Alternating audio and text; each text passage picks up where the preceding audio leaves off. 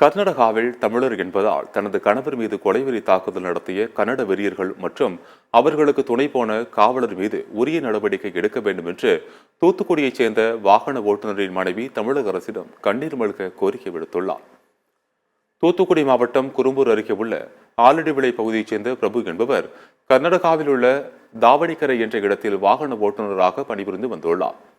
கடந்த 19ஆம் தேதி கன்னட இன வெறி பிடித்த 6 பேர் கொண்ட கும்பல் இவர் தமிழர் என்ற அறிந்தும் தகாத வார்த்தைகளில் பேசி கடுமையாக தாக்கி செல்போன், பணம் ஆகியவற்றை பறித்து சென்றுள்ளனர். இது குறித்து பூபல் ரோடு செக்போஸ்டில் பணியில் இருந்த காவலரிடம் பிரபு தெரிவித்த நிலையில் அந்த காவலர் உடனடியாக சம்பந்தப்பட்ட இனவெறி கும்பலை வரவழைத்து அவர்களிடம் பிரபுவை ஒப்படைத்ததாக கூறப்படுகின்றது. இதனால் மேலும் ஆத்திரமடைந்த கன்னட இன வெறியர்கள் பிரபுவை தனியாக அழைத்து சென்று சரமாரியாக தாக்கி அவரை நிர்வாணமாக்கி இந்த கொடூர சம்பவங்களை வீடியோவாக பதிவு செய்துள்ளனர். பின்னர் பெரும்பாடுபட்டு சொந்த ஊர் திரும்பிய பிரபு மருத்துவமனையில் அனுமதிக்கப்பட்டு சிகிச்சை பெற்று வருகிறார். இதுகுறித்து காவல் நிலையத்தில் புகார் அளித்த போது தங்களால் நடவடிக்கை எடுக்க முடியாது, சம்பவம் நடந்த காவல் எல்லைக்கு உட்பட்ட பகுதியில்தான் புகார் அளிக்க வேண்டும் என்று போலீசார் கூறியதாக பிரபுவின் மனைவி கூறியுள்ளார். மேலும் இது தொடர்பாக தமிழக காவல்துறை நடவடிக்கை எடுக்க அரசு உத்தரவிட வேண்டும் என்றும் கோரிக்கை விடுத்துள்ளார்.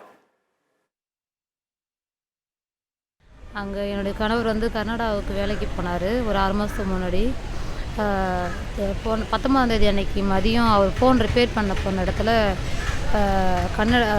இவங்க ஃபோனை பறிச்சிருக்காங்க. இவர் என் ஃபோனை விடுங்க சொல்லி சண்டை போட்டதால் நீ என்ன ஊர் எந்த நாடுன்னு கேட்டிருக்காங்க. நான் தமிழ்நாடுன்னு சொன்னோன்னே தமிழ்நாட்டுக்காரன் எங்களுக்கு நீ அதிகாரம் பண்ணுறியோ அப்படின்னு அவங்களுடைய கூட சேர்ந்த இன்னும் சில நபர்களை வர வச்சு இவரை அடித்து ஆட்டோவில் கொண்டு போய் ஒரு காட்டில் வச்சு அன்றைக்கி நைட்டு ஃபுல்லாக அடிச்சிருக்காங்க. நிர்வாணப்படுத்தி அடிச்சிருக்காங்க. தமிழங்கிறதுக்காக ஒரு பிரச்சனை ஒருத்தவங்க அடித்து துன்புறுத்திருக்காங்கன்னா அப்போ நாங்கள் இந்தியாவுக்குள்ளே தானே இருக்கோம், நாங்கள் வேறு மாநிலத்தில் இல்லையே, ஏன் இப்படி எங்கள் கணவரை அடித்து துன்புறுத்தோம்? இதுக்கு கேட்க யாருமே இல்லையா? ஒரு வார்த்தை கூட சப்போர்ட் பண்ணி தமிழன் ஒரு உணர்வு கூடமா வராது, உங்களுக்கு கேட்க முடியாதா? அதில் ஒரு கடந்த ஞாயிற்றுக்கிழமை அவங்க அந்த வேலையை முடிச்சுட்டு வரும்பொழுது சாயங்காலம் ஒரு 6 மணி அளவில் அவங்களுடைய செல்ஃபோனை 2 ரவுடிகள் அந்த கர்நாடக மாநிலத்தை சார்ந்த 2 ரவுடிகள் பிடிங்கிட்டு ஓடிருக்காங்க. அப்போ இவர் தொடர்ந்து அவங்களை விரட்டிட்டு போய் அந்த செல்ஃபோனை பிடுங்க முயற்சிக்கும் போது அவரை சராமரியாக தாக்கியிருக்காங்க. பூதலூர் செக் போஸ்ட்டில் இருந்த காவல்துறையினரிடம் ஓடி போய் அங்கே போய் சொல்லியிருக்கிறார், இந்த மாதிரி ரவுடிகள் தாக்கிட்டாங்க அப்படின்னு சொன்ன உடனே மயக்க நிலையில் தான் போய் சொல்லியிருக்கிறாரு. அங்கே இருந்த காவல்துறை அதிகாரி அதில் உட்காருங்க, நான் கொஞ்சம் நேரம் இருங்கன்னு சொல்லிட்டு அதே ரவுடிகளுக்கு மீண்டும் தகவல் கொடுத்து அந்த ரவுடிகள் கூடுதலாக ஒரு 5 பேர் சேர்ந்து 7 பேர் திரும்ப வந்திருக்காங்க.